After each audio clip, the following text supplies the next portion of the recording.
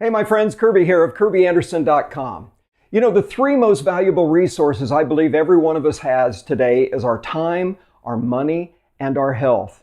And unfortunately and amazingly, most of us never really received any formal training in any of those things, either at home or at school. And I've talked with a lot of couples about their financial stewardship, and that's why I want to talk with you today about how to experience financial freedom sooner than later. How you can take charge and take steps now to be able to live the way that you really desire to live. You know, the principles that govern our money are fortunately the same principles that help us to manage our time and our health. And I've coached a lot of couples over the years. I have taught seminars on financial stewardship. I have taken many families through Dave Ramsey's course, Financial Peace University. And I could talk with you about a lot of things that have helped Gail and me to experience some of the financial momentum that we have over the last number of years. But today I'm going to boil it down to 5 things that have made the biggest difference in us becoming debt-free and building towards the financial freedom that we really want. The first of these things is this: you got to be in total agreement as a couple.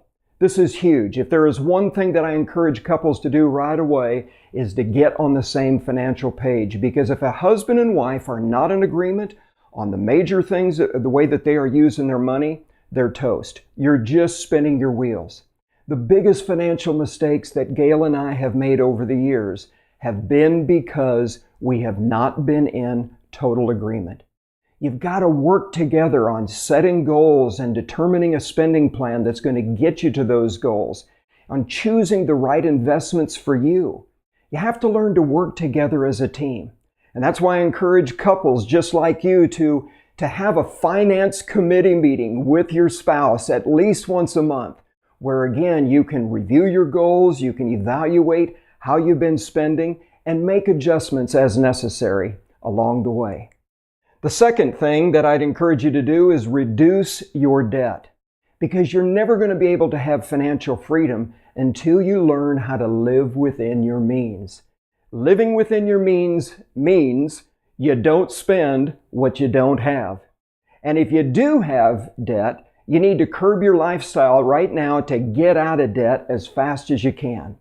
Now, when Gail and I decided that we were going to take a step towards debt-free living, we had 2 cars that we were making payments on, leased cars. We had a timeshare payment, and we had a pretty sizable house mortgage. So we sold one of the cars, paid the other one off, and then we downsized our house. And amazingly, within a short 18 months, we were debt-free. You say, how did that happen? We took charge, we took dramatic action, and we have never been happier. Number 3, establish a spending plan. You notice here I didn't use the word budget because most people recoil at the word budget. It sounds like something that is being done to you. It sounds extremely restrictive. But the thing about a spending plan is you choose how you're going to spend your money. Now, Ramsey says that you have got to tell every dollar where it's going to go.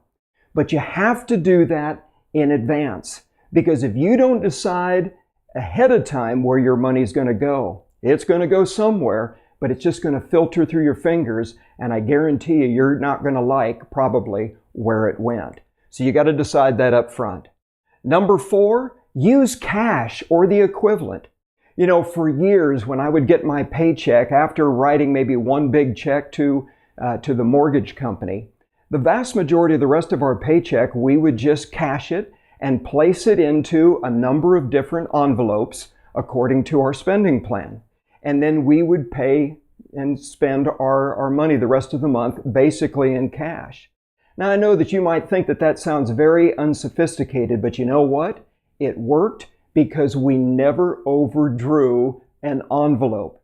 When it would come time to spend, we would go to the envelope, and once the cash was gone, we would stop spending in that category. Unless, of course, we decided to borrow from another envelope. And you might laugh at that, but that's perfectly legitimate. The thing was, though, is that it wasn't happening on accident. We were making a decision.